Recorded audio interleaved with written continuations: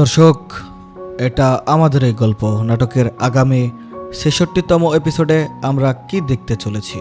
আজকে কথা বলবো এটা আমাদের এই গল্প নাটকের ৬৬তম এপিসোড নিয়ে। আমরা এই পর্বে দেখতে চলেছি এক অবিশ্বাস্য ও শ্বাসরুদ্ধ কর্মর। অনবরত কলিং বেল বাজার পর সমীর যখন দরজা খুলতে যাবে তখন বাইরে দাঁড়িয়ে থাকতে দেখা যাবে সায়রার সৎ বাবা মিস্টার জামশেদকে। তবে তিনি একা নন, ওনার সাথে রয়েছে এক অপরিচিত গম্ভীর চেহারার মানুষ যার নাম আসাদ। এই আসাদই হলো ৪ বছর আগের সেই আসল খলনায়ক যে সায়রার বাবার কোম্পানিকে ধ্বংস করেছিল এবং মীরাকে টাকা দিয়ে সায়রার প্রথম সন্তান নষ্টের নীল নকশা এঁকেছিল। পর্বের শুরুতেই দেখা যাবে ড্রয়িং রুমে এক চরম উত্তেজনাকর মুহূর্ত। মিস্টার জামশেদ সায়রার বাবাকে সোফায় বসিয়ে রাখবে। সোফায় বসিয়ে ফাহাদ এবং সায়রাকে ডেকে বলবেন, সায়রা, ফাহাদ, আজ আমি এই আসাদকে পুলিশের হাত থেকে বাঁচিয়ে এখানে নিয়ে এসেছি এক চরম সত্য প্রকাশের জন্য। ৪ বছর আগে মীরা যখন তোমাদের অফিসে জয়েন করে তখন এই আসাদ মীরাকে ব্ল্যাকমেল করে সায়রার ফাইলে ওই ঔষধ রাখিয়েছিল যাতে সায়রার বাবা মানসিকভাবে ভেঙে পড়েন এবং ওনার বিজনেস আসাদের দখলে চলে যায়। মীরা মরার আগে ডায়েরিতে যে অর্ধেক সত্য লিখে গেছে তার বাকিটা শুনতে হবে। ফাহাদের সামনে হাত জোর করে ক্ষমা চাইবে, যা দেখে ফাহাদ আর সমীর রাগে কাঁপতে শুরু করবে। দর্শক, এই সত্যটি জানার পর ফাহাদের মনের উপর থেকে প্রায় ৪ বছরের জমে থাকা এক বিশাল পাথরের ভার নেমে যাবে। সে নিজেকে এত বছর ধরে সায়রার প্রথম সন্তান নষ্টের জন্য অপরাধী ভাবছিল। আজ সে জানতে পারল সে সম্পূর্ণ নির্দোষ ছিল। কিন্তু ফাহাদ যখন সায়রার দিকে তাকাবে, সায়রাকে দেখা যাবে একদম শান্ত পাথরের মতো। ফাহাদ সায়রার সামনে গিয়ে ওনার হাত ধরে কেঁদে ফেলবে এবং বলবে, সায়রা, তুমি শুনেছ, আমি ইচ্ছে করে ওটা রাখিনি। আসাদ নিজের মুখে স্বীকার করছে মীরাকে ও ব্ল্যাকমেল করেছিল। সায়রা, আমাকে একটাবার ক্ষমা করে দাও। সায়রা ফাহাদের দিকে তাকাবে। ওনার চোখে জল থাকবে ঠিকই, কিন্তু ওনার মুখে কোনো হাসির রেখা থাকবে না।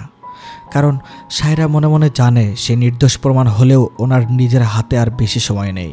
সায়রা খুব শান্ত গলায় আসাদকে বলবে, আসাদ সাহেব, আপনি আমার অতীত কেড়ে নিয়েছেন, আমার সন্তান কেড়ে নিয়েছেন। আজ ক্ষমা চেয়ে কি আমার সেই সন্তানকে ফিরিয়ে দিতে পারবেন? সায়রা সমীরকে বলবে আসাদকে পুলিশের হাতে তুলে দিতে। সায়রা সমীরকে বলবে আসাদকে পুলিশের হাতে তুলে দিতে। দর্শক, ড্রয়িং রুমে যখন এই অতীত নিয়ে তোলপাড় চলছিল তখন মেহেরিন এক কোনায় দাঁড়িয়ে সায়রা ভাবের দিকে তাকিয়ে নীরবে চোখের জল ফেলছিল। সে ভাবছিল যে মানুষটা আর মাত্র কয়েকটা মাস এই পৃথিবীতে আছে, সে আজ নিজের সমস্ত সম্পত্তি ও বিজনেস ফাহাদ ভাইয়ের নামে আইনিভাবে লিখে দিয়ে নিজে এই বিশাল সত্যিটা বুকে চেপে দাঁড়িয়ে আছে। মেহেরিন আর নিজেকে ধরে রাখতে না পেরে সমীরকে আড়ালে ডেকে নিয়ে যাবে। মেহেরিন সমীরকে বারান্দায় ডেকে নিয়ে সায়রা ভাবির সেই উইলের কাগজ আর ডাক্তারের প্রেসক্রিপশনটা ওনার হাতে দেবে। সমীর কাগজগুলো পড়তে পড়তে ওনার চোখ দুটি স্তম্ভিত হয়ে যাবে। মেহেরিন কাঁদতে কাঁদতে বলবে, সমীর, সায়রা ভাবি কোনো সম্পত্তির লোভে ফাহাদ ভাইয়ার সবকিছু নিজের নামে করেনি। ভাবির হার্টের কন্ডিশন খুবই খারাপ।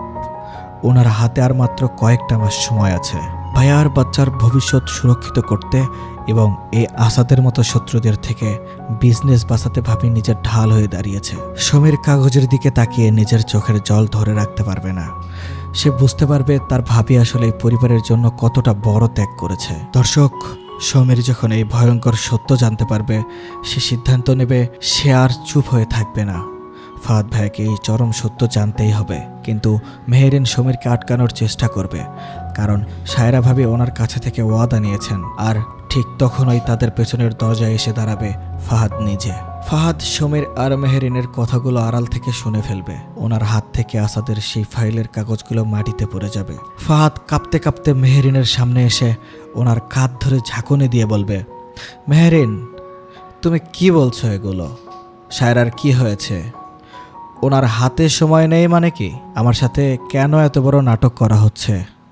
মেহেরিন আর সমীর ফাহাদকে জড়িয়ে ধরে কাঁদতে শুরু করবে। ফাহাদ নিজের ঘর ছেড়ে সোজা সায়রার ঘরের দিকে পাগলের মতো দৌড় দেবে। দর্শক, ফাহাদ যখন সায়রাকে জড়িয়ে ধরে ওনার এই ত্যাগের কথা বলে চিৎকার করে কাঁদতে থাকবে, ঠিক তখন ওই বাড়ি জুড়ে এক নতুন ও ভয়ঙ্কর হাহাকার নেমে আসবে। সায়রার যে রুমে তাদের নবজাতক সন্তানকে ঘুম পাড়িয়ে রেখেছিলেন সেই রুমের জানালা খোলা থাকবে এবং বিছানাটা সম্পূর্ণ খালি থাকবে। সায়রা ঘরে ঢুকে বিছানা খালি থেকে চিৎকার দিয়ে উঠবে, ফাহাদ, আমার বাচ্চা কোথায়? আমার কোল খালি কেন?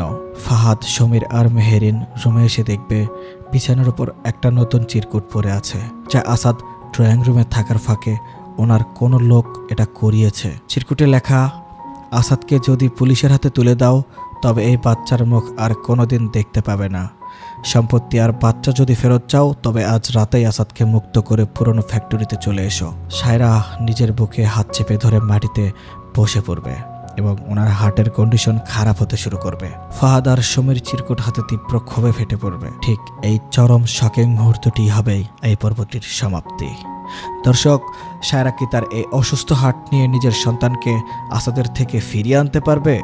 সমীর আর ফাহাদ দুই ভাই মিলে কি পারবে আসাদের এই শেষ চাল গুড়িয়ে দিতে? মেহেরিন কি পারবে সায়রা ভাবিকে এই চরম মুহূর্তে সামলাতে? আপনাদের কি মনে হয় কমেন্টে জলদি জানিয়ে দিন। ভিডিওটি ভালো লাগলে লাইক করুন এবং এই গল্পের চূড়ান্ত ও শেষ ধামাকাদার আপডেটের জন্য আমাদের চ্যানেলটি সাবস্ক্রাইব করে রাখুন।